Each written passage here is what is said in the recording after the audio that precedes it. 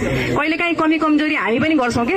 तपाईहरुकोमा जति पनि मन्त्री जति पनि नेताहरू आउनुहुन्छ अबिर खाता लगाइदिन हतार नगर्नुहोस्, अबिर खाता लगाइन हतार नगर्नुहोस्, उहाँहरूलाई सम्मान दिन हतार नगर्नुहोस् हैन। समस्या समाधान गरेर आएपछि म तपाईहरुको अबिर र खाता लाउँछु है। त्यही भएर कुनै पनि नेता या त्यो राष्ट्रिय स्वतन्त्र पार्टीकै किन नहोस् सम्मान दिन हतार नगर्नुहोस्। पहिला तपाईहरुको यत्रो वर्षौंदेखि भोगिरहेको समस्याको समाधान हुनुपर्छ, त्यसपछि बल्ल त्यो नेताले त्यो मन्त्रीले तपाईहरुको खादा तपाईहरुको अबिर तपाईहरुले दिएको फूल उले चाहिँ बल्ल डिजर्भ गर्छ, बल्ल उले चाहिँ त्यो लायक हुन्छ लिनलाई। त्यही भएर मैले आज किन यहाँ चाहिँ तपाईहरुको समस्या समाधान भएको दिनमा आउँछु, त्यो दिन सँगसँगै हामी पनि तपाईहरुलाई पनि म अबिर लगाइदिन्छु, तपाईहरुले पनि मलाई अबिर लाउने हो। त्यही भएर पहिला नेपाल सरकारलाई तपाईहरुको हकमा काम गर्न दिनुस्, यसरी सम्मान गर्न हतार गर्ने होइन कसैलाई पनि हैन। त्यही भएर यो अघिनेको पाटोमा मैले कुरा गरेर अबको हकमा जस्तो अघि नै मलाई यहाँ माग पत्र पनि बुझाइसक्नु भएको छ र यो विषयमा हाम्रो मैले समिति यहाँको जिल्ला समिति जसले चाहिँ भूमि समस्या समाधान समितिले काम पनि गरिरहेको छ, यो विषयमा पनि मैले यहाँबाट अपडेट लिएको छु।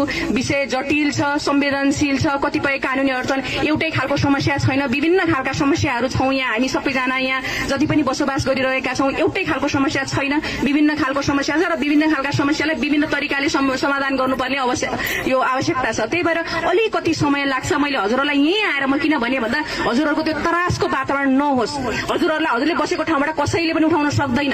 त्यही भएर तपाईहरु एउटा कुरामा के ढुक्क हुनुहोस् भने जसले लाल पूर्जा पाउनुपर्ने हो कानून सम्बद्ध तरिकाले उसले लाल पूर्जा पाउँछ। भूमिहीन सुकुम्बासी, भूमिहीन दलित, भूमिहीन अव्यवस्थित बसोबासी सबैले लाल पूर्जा पाउनुहुन्छ।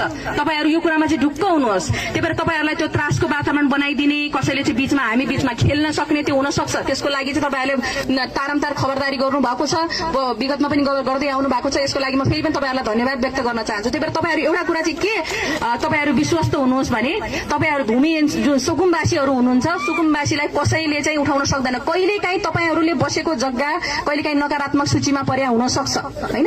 त्यसको हकमा पनि कुन कानून ल्याएर कुन नीति परिवर्तन गरेर चाहिँ त्यसमा पनि सम्बोधन गर्न सकिन्छ भन्ने कुरामा नेपाल सरकार काम गरिरहेछ।